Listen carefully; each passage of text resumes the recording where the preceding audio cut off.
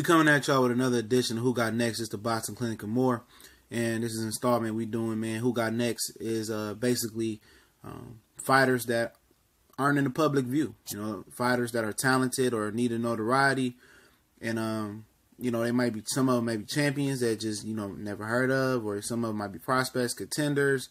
Depends. And today we bringing you the highly touted amateur of amateur record of 202 and only 22 losses. 12-time U.S. national champion.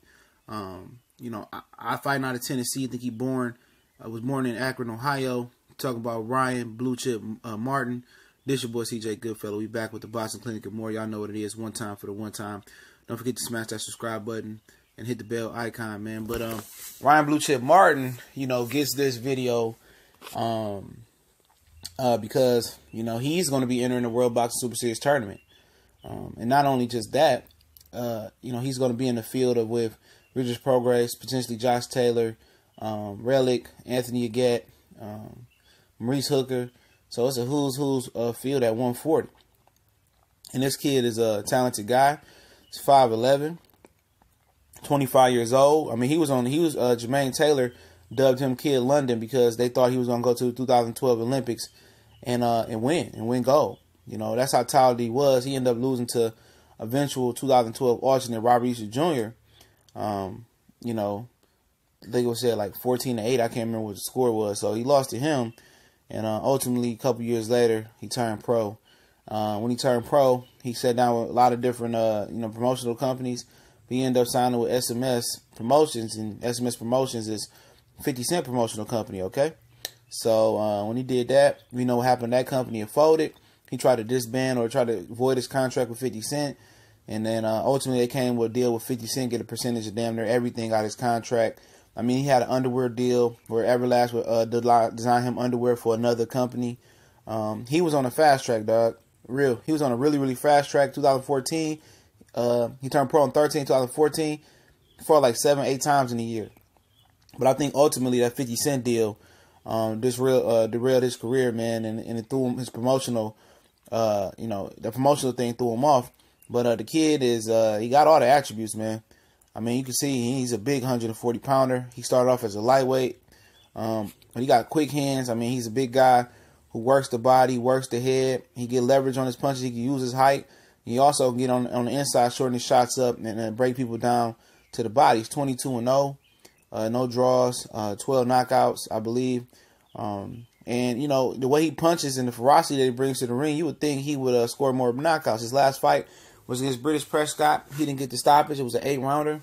I don't know why he fighting 8-rounders, but, you know, Terence Crawford didn't stop British Prescott in 10 either, but that was a little bit more fresher British Prescott at the time. British Prescott is the same guy who first KO'd Amir Khan over there in the UK, if you didn't know who that was. But he ain't really fought a lot of people, man, because, you know, after that 7-fight, you know, little run he had in 2014, his career has been really, really stagnant. He fought Prescott back in, you know, May 5th, so he's getting back active. I've seen him. I know he sparred at the Big Bear Gym. He's been on some undercards on HBO. Abel Sanchez has been in his corner too. So I'm not really sure, you know, where he's training at now, who he's training with. But the kid is accomplished, man. You know, he won the under-19 gold medal as well too. So he's a very, very accomplished amateur, and I'm telling you, he got all the looks. He got the speed, the power. You know, look, you gotta watch him fight. I don't know why he don't get more stoppages, man.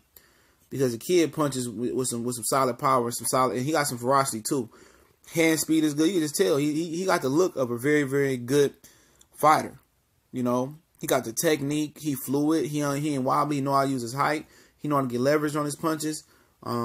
He athletic. So I don't really understand, you know, what's the issue with him, you know, blossoming and getting more knockouts and being, you know, getting that notoriety. I don't understand it.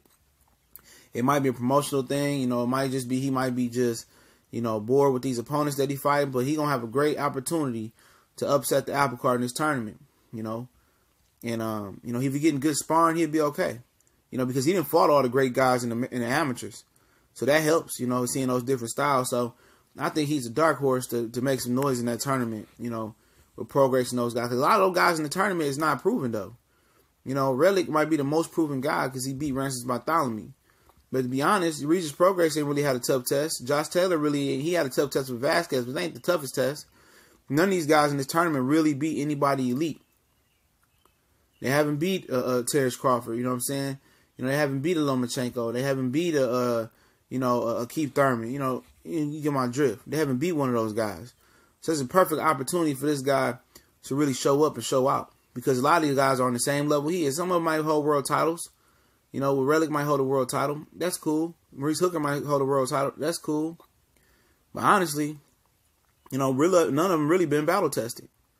And this kid is probably the most accomplished amateur out of all of them. And he probably the most skilled out of all of them. He just don't have that notoriety. He ain't been on your TV screen like that. He ain't got no push behind him messing with 50 Cent. So, like I said, I'm going to leave a link to his highlights in the description, y'all, as well. So y'all can just get a glimpse to talk about all the things he's accomplished. You get a chance to see him. And he got some fights on here as well, too. I watched his fights before. Months ago, I watched him before, man. When I heard, he got announced a couple weeks ago, well, probably about a month ago, he got announced in the tournament. No one said, who this Ryan Martin kid? Somebody said, well, he's a young kid from, Tennessee or Ohio, wherever he's from. I looked him up, watched him fight. Abel Sanchez said he was training in his gym. He was in his corner. So, the kid looked big for 140, man, especially when he was probably a lightweight. So, it's, check him out, man. He's going to be in the World Box Super Series tournament with Regis Prograis, potentially Josh Taylor, Maurice Hooker, and the rest of those guys at 140 pounds. Like I said, man, check the links in the description. Facebook, Instagram, and Twitter. You want to donate.